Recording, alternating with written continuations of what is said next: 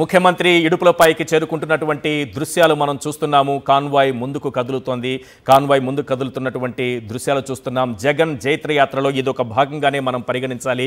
ఇప్పుడు ఆయన వస్తున్నటువంటి దృశ్యాలు మనం చూస్తున్నాం. ఇడుపులపాయలో తండ్రి ఘాటు వద్దకు చేరుకున్న తరువాత అక్కడ నివాళులు అర్పించబోతున్నారు. ఇది ఒక సంప్రదాయంగా మనం చూడొచ్చు. ఒక సెన్సేషన్ క్రియేట్ చేసేటటువంటి సంప్రదాయంగా మనం చూడొచ్చు. ఒక సంచలనం సృష్టించేటటువంటి సంప్రదాయంగా మనం చూడొచ్చు. 2019లో ఆయన ఇదే రకంగా చేశారు. తన అభ్యర్థుల లిస్టును తీసుకొచ్చారు. తండ్రి పాదాల చెంత ఉంచారు. ఆయన ఆశీర్వాదం తీసుకున్నారు. ఆ తర్వాత అభ్యర్థుల లిస్టు చదివి వినిపించారు. ఇప్పుడు కూడా అదే సెన్సేషన్ క్రియేట్ చేయబోతున్నారు. ఎందుకంటే ఈసారి టార్గెట్ చాలా పెద్దది.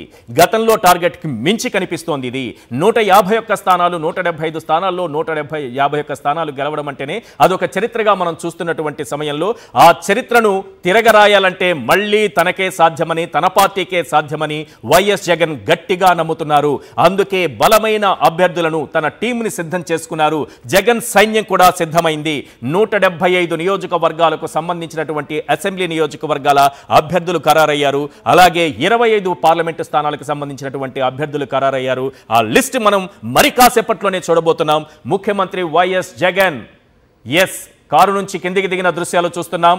చాలా ఆసక్తిగా రాష్ట్రం మొత్తం కూడా, ప్రజానీకం మొత్తం కూడా ఎదురు చూస్తోంది. జగన్ సైన్యం ఏ రకంగా ఉండబోతోంది, జగన్ టీం ఏ రకంగా ఉండబోతోంది, జగన్ మార్క్ సోషల్ ఇంజనీరింగ్ ఎలా ఉండబోతోంది, ఆయన ఇప్పటి వరకు చేసుకుంటూ వచ్చినటువంటి మార్పులు చేర్పులు, ఆ తర్వాత పూర్తి స్థాయి లిస్ట్ ఎలా ఉండబోతోంది, అందరిలోనూ ఆసక్తి. ఒక కాన్ఫిడెన్స్తో ముందు కదులుతున్నటువంటి ముఖ్యమంత్రి వైఎస్ జగన్ మనం చూస్తున్నాం.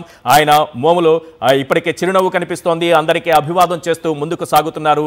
తండ్రికి నివాళులు అర్పించబోతున్నారు. వైఎస్ఆర్కి నివాళులు అర్పించిన తరువాత మరి కాసేపట్లోనే ఆ లిస్టును మన ముందు ఉంచబోతున్నారు ముఖ్యమంత్రి వైఎస్ జగన్.